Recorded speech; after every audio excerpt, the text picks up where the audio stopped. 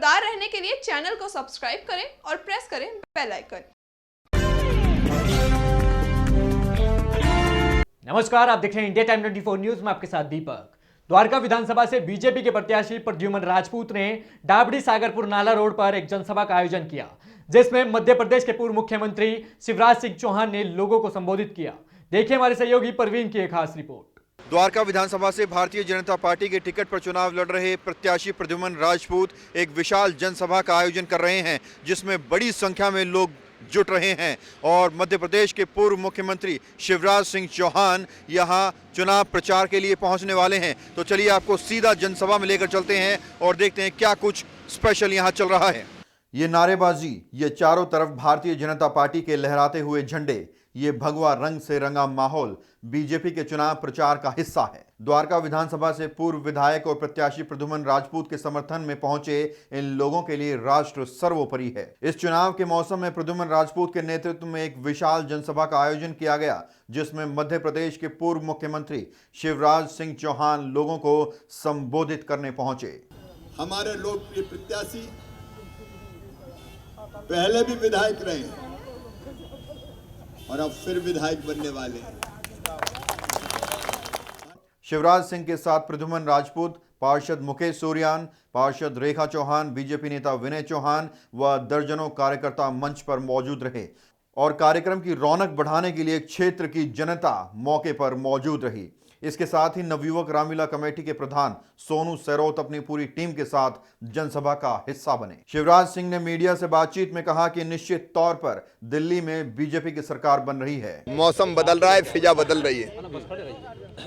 जनता मोदी जी और भारतीय जनता पार्टी के साथ खड़ी है।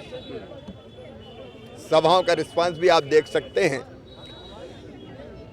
इसलिए मैं पूरे विश्वास के साथ कहता हूं कि अब वनवास समाप्त होगा, राम राज्य आएगा। 4.5 साल सोते रहे, दिल्ली की जनता को ठगते रहे, जनता को धोखा देते रहे।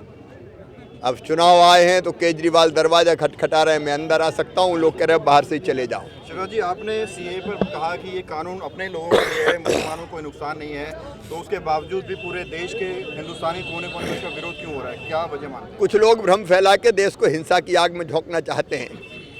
देश तोड़ने वाली ताकतें, टुकड़े टुकड़े गैंग जो भारत को आगे बढ़ते नहीं देखना चाहते, ऐसे देशद्रोही सक्रिय है, वो पहचाने जा रहे हैं और जल्दी उनको उनकी जगह भेज दिया जाएगा। अंधेरा छटेगा, सत्य का सूरज निकलेगा और ये सच सामने आते ही जो नकली विरोध वाले हैं, जिनको पता है कि कुछ नहीं है कर रहे हैं, उनको उनकी जगह दिखा दी जाएगी और बाकी जनता सही समझ जाएगी। अपने संबोधन में प्रद्युमन राजपूत ने परिवारवाद को लेकर एक बार फिर विनय मिश्रा पर तंज कसा। इस परिवार का इतिहास सबके सामने रहा है। जब ये लोग शुरू में यहाँ से आए, इनका सोच सिर्फ ये रहा कि एमएलए बनूं तो मैं बनूं, एमपी बनूं तो मैं बनूं, काउंसलर बने तो मेरा भाई बने, तो लेडी सीट हो तो मेरी भाभी बने, बेटे की बहू बने, केवल अपना विकास।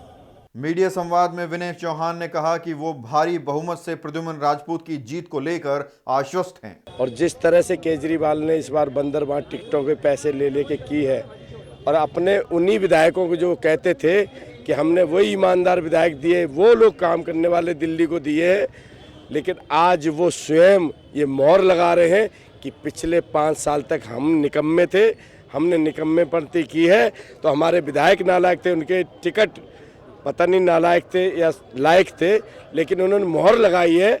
और दूसरा उन्होंने एक मोहर और लगाई है कि भ्रष्टाचार की पराकाष्ठा तक वो जाने के लिए तैयार है, पैसे के लिए वो दिल्ली को बेच भी सकते हैं।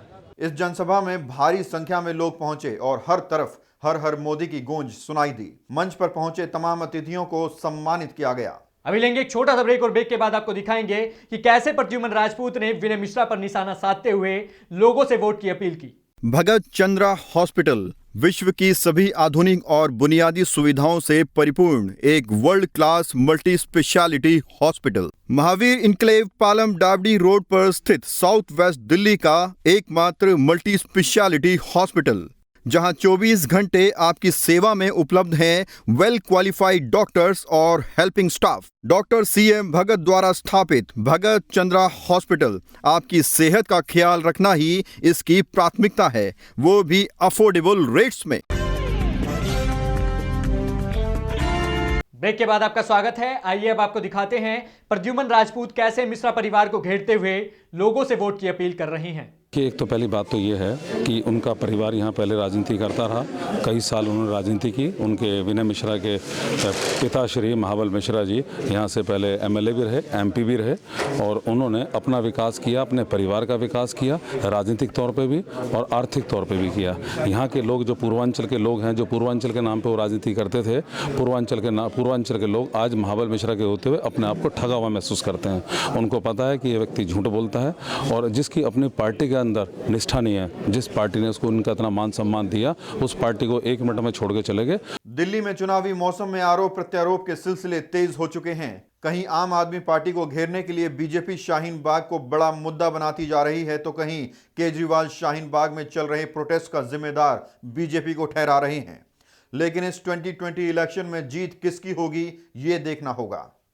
तो आपने देखा कि कैसे इस जनसभा में कई कद्दावर नेताओं ने हिस्सा लिया और अपने भाषण के जरिए केजरीवाल सरकार पर सीधे तौर पर निशाना साधा है। वाकई में ये चुनाव हैं और चुनाव में आरोप प्रत्यारोप के सिलसिले चलते रहते हैं। बहरहाल कैमरा जर्नलिस्ट वीरू के साथ प्रवीण, इंडिया टाइम 24 न्यूज़। इस चुनावी रण में सभी राजनीतिक पार्टियां एक दूसरे को नीचा दिखाकर जनता का भरोसा जीतना चाहती है। ऐसे में जनता दिल्ली की सत्ता किसे सौंपती है, ये देखना होगा। फिलहाल इस खबर में इतना ही। देश विदेश की तमाम खबरों को जानने के लिए देखते रहिए इंडिया टाइम 24 न्यूज़। नमस्कार। खबरों से खबरदार रहने के लिए चैनल को सब्सक्राइब करें और प्रेस करें बेल आइकन।